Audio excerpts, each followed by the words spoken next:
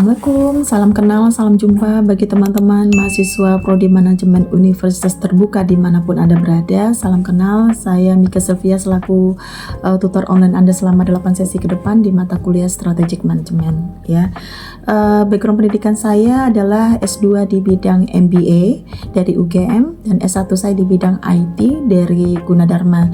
Pengalaman praktisi saya lebih dari 10 tahun di kedua core bidang tersebut, IT dan manajemen di perusahaan yang bergerak industri penerbangan, IT services, pertambangan, heavy equipment dan juga otomotif. Sedangkan pengalaman mengajar saya lebih dari 5 tahun dan saat ini saya berprofesi sebagai dosen part-time di salah satu universitas swasta di kawasan Serpong, ya. Oke, untuk terkait ruang lingkup materi mata kuliah kita saat ini, kita akan mengacu pada modul terbaru dari UT yang berjudul Manajemen Strategik edisi kedua karangan Suarsono. Nah, teman-teman bisa akses dan pelajari selengkapnya ya melalui buku materi pokok dari UT ya. Oke. Sedikit gambaran tentang mata kuliah ini. Mata kuliah ini menggambarkan secara sistematis yang nanti akan kita fokuskan mulai dari pengenalan konsep manajemen strategik itu sendiri. Bagaimana praktiknya ya di dalam menganalisa lingkungan makro dari sebuah bisnis gitu.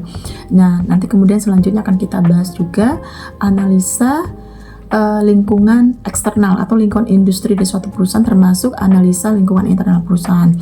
Nah, dari analisa eksternal ini nanti akan kita temukan opportunity dan ancaman suatu bisnis yang akan dibangun oleh perusahaan ini gitu. Misalnya kita akan membangun suatu bisnis A, nah nanti akan dianalisa secara eksternal bagaimana peluang bagi perusahaan dan ancamannya bagi perusahaan. Dari sisi analisa internalnya ya, dari sini nanti perusahaan akan bisa tentukan apa yang menjadi kekuatan dan kelemahan bagi perusahaan itu.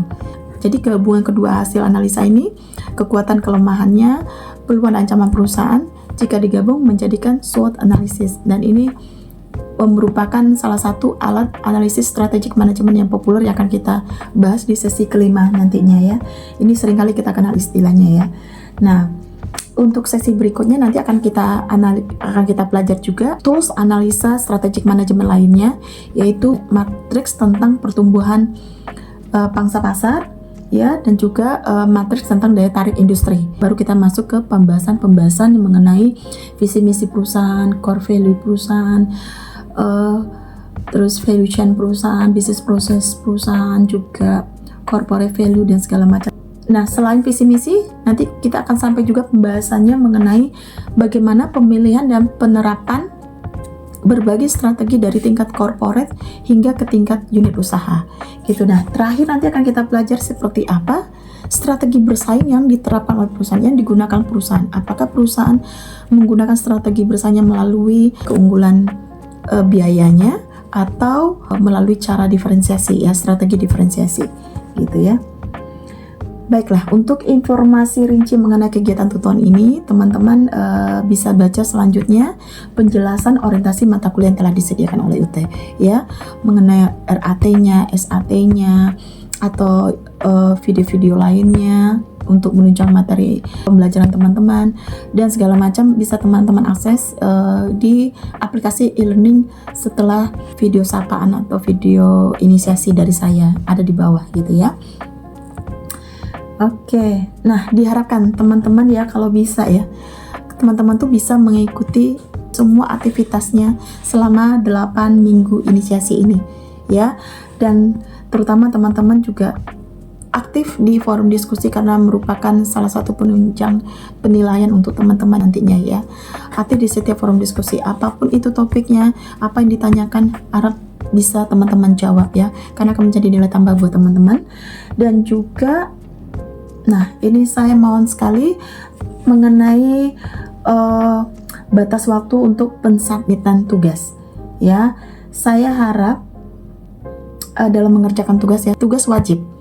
Ya, dan persentasenya sangat besar pengaruhnya, dan berapa persentasenya, forum diskusi berapa persentasenya, tugas berapa, ujian berapa, itu secara detail sudah saya sampaikan nanti di dalam aplikasi, teman-teman bisa cek ya, dalam aplikasi e-learning.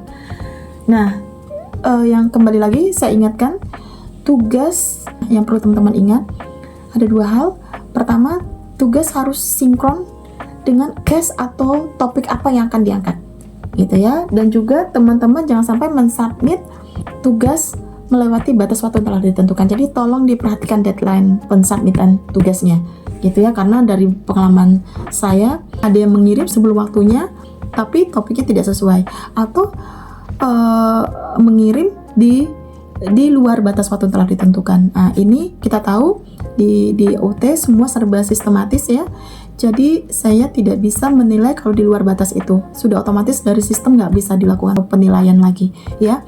Dan kalaupun Anda mengirim tugas ke saya melalui email, mohon maaf saya tidak bisa menilainya karena ini juga merupakan pantauan atau monitoring dari pihak pusat UT terhadap kinerja saya juga nantinya. Atau teman-teman telah mensubmit tapi tidak sesuai dengan topik yang diangkat atau case yang diangkat, oke, saya masih bisa toleransi untuk itu. Ataupun hampir H-1 atau telah melewati batas waktunya, oke, saya masih bisa untuk toleransi untuk menilainya ya. Kalau melewati batas waktu, mohon maaf, saya belum bisa untuk tidak bisa menilainya gitu ya, karena sesuai ketentuan SOP dari UT. Oke, satu hal yang penting tidak bosan-bosannya saya ingatkan dalam pengerjaan tugas ya, sangat diharapkan untuk memperhatikan aspek originalitasnya atau hindari plagiarisme ya, sebagai syarat mutlak untuk mendapatkan nilai terbaik dari saya ya. Oke, sekian dulu. Semoga teman-teman bisa semangat selalu ya, diberi kemudahan memahami materi nantinya, dan diberi kelancaran untuk mengikuti seluruh rangkaian aktivitas tuton di setiap sesi mata kuliah ini gitu ya. Sehat ya, sukses selalu juga buat teman-teman semua, buat kita semua. Wassalamualaikum warahmatullahi wabarakatuh. Terima kasih.